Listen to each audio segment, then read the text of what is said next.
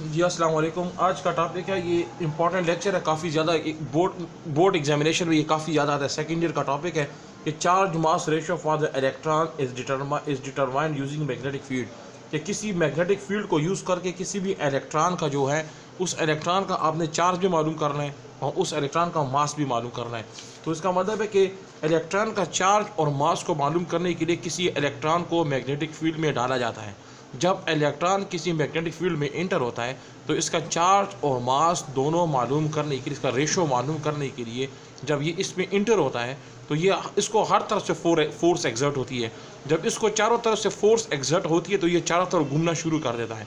इस जब गोल गोल घूमता है तो उसको सेंट्रीपिटल फोर्स कहा जाता है। ये सेंट्रीपिटल फोर्स कौन लगा रहा है? कि ये मैग्नेटिक फील्ड लगा रही है। इसका मतलब एक मैग्नेट की फोर्स हो गई और दूसरी सेंट्रीपिटल फोर्स हो गई। तो दो फोर्स यहाँ पे इसमें काम कर रही हैं, एक मैग्नेटिक फोर्स, दूसरा सेंट्रीपिटल फोर्स।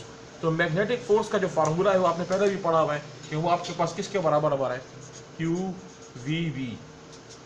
सेंटीमीटर फोर्स का हाफ एम वी स्क्वायर का फार्मूला है। ये आपके पास फार्मूला है किसका? ये मैग्नेटिक फोर्स। अब ये चार्ज है तो चार्ज को मैं इस तरह लिख सकता हूँ, E V B is equal to M V square divide by R, ऐसे भी लिख सकता हूँ। तो इसका मतलब है कि हमारे पास ये एक इक्वेशन ये है। और इसमें मैं किस चीज़ को कैंसिल कर सकता हूँ? आपके पास इक्वेशन बन रही है कि आपके पास जो इक्वेशन वो बन रही है वो क्या बन गई है कि E V B is equal to centimetre force half M V square divide by R. इसमें कौन कौन सी चीज़ें कैंसिल है? Velocity cancel. E B is equal to M V divide by are.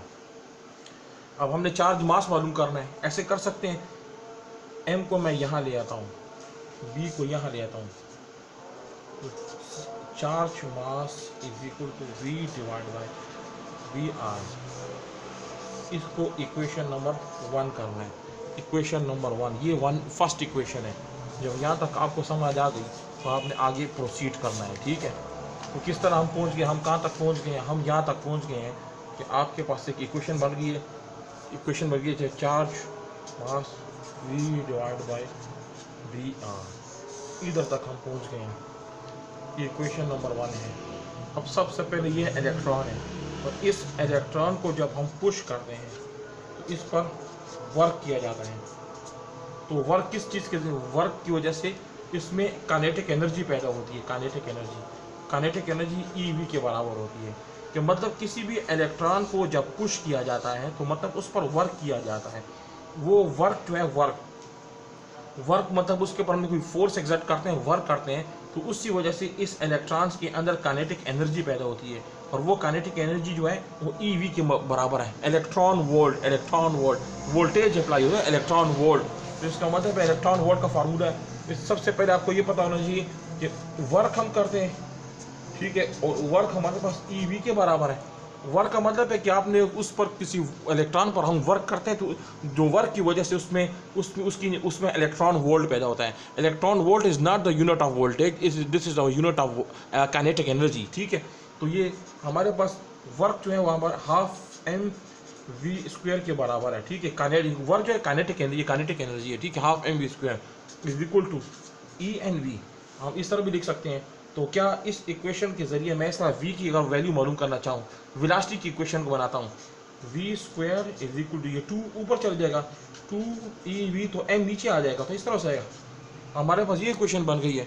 तो मैं अगर इस अंडर रूट दोनों तरफ लूँ, मिसाल मैं यहाँ पे भी अंडर रूट लेता हूँ, यहाँ पे भी अंडर रूट लेता हूँ, तो ये दोनों कैंसिल हो जाएंगे। तो आपके पास क्या इक्वेशन बन जाएगी?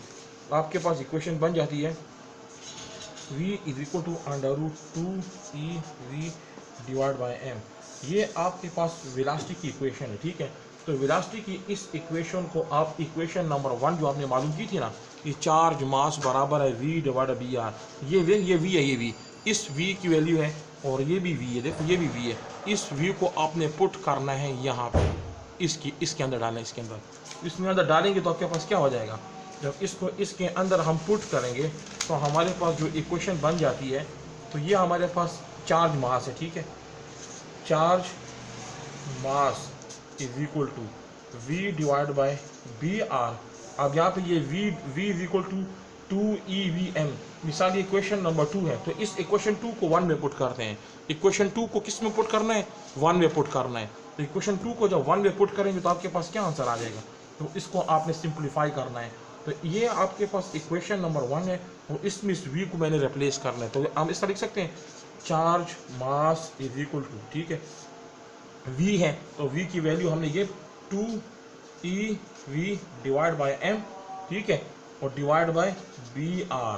तो हम यहाँ तक पहुँच गए कि हमने वेलोसिटी की वैल्यू को चार्ज मास के अंदर पुट किया है। तो वेलोसिटी के वैल्यू को जब चार्ज मास में हमने पुट किया तो हमारे पास किस तरह है कि दोबारा मैं आपको समझाऊं कि charge mass is equal to आपके पास क्या वैल्यू आ गई, अंडर रूट आया 2ev divide by m divide by br। हम यहाँ तक पहुँच गए हैं, ठीक है। अब इस इक्वेशन को अगर मैं दोनों तरफ स्क्वायर ले लूँ, taking square both side, taking square both side, अगर दोनों तरफ मैं स्क्वायर ले लेता हूँ तो हमारे पास ये इक्वेशन किस तरह बन जाती है, तो e का स्क्वायर डिवाइड बाय m का स्क्वायर, ठीक है, अंडर रूट आ गया, ठीक है। ये आपके पास 2 है, e है, v है, डिवाइड बाय m है, और टेकिंग स्क्वायर बोथ साइड में ले रहा हूँ। दोनों तरफ स्क्वायर लेने का वजह क्या है, दोनों तरफ जब आप इसके ऊपर स्क्वायर लोगे तो आपके पास इसका आंसर आ जाएगा। जब इसका दोनों पर आपने स्क्वायर ले लिया तो आप यहाँ पे देखें कि क्या कौन कौन सी चीज़ें कैंसिल हो रही हैं।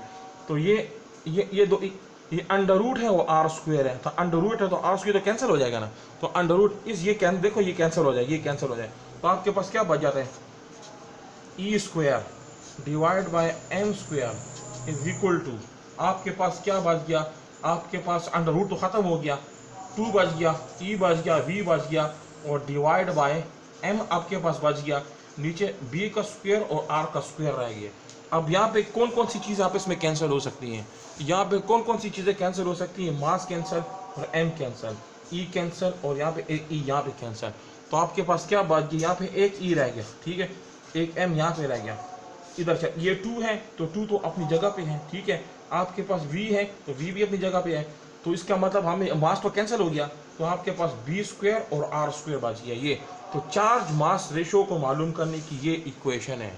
इस इक्वेशन के ज़रिए पेपर में आएगी कि चार्ज और मास को मालूम करने के लिए वेलोसिटी की वैल्यू आपको आनी चाहिए, b स्क्वायर की वैल्यू पुट करेंगे और r स्क्वायर की, तो आपके पास आंसर आ जाएगा।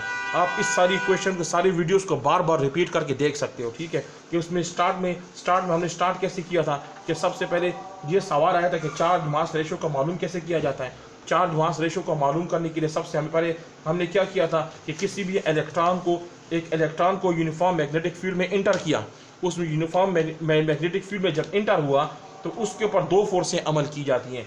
एक फोर्स कौन सी थी, एक मैग्नेटिक फोर्स थी, एक सेंट्रीपिटल फोर्स थी।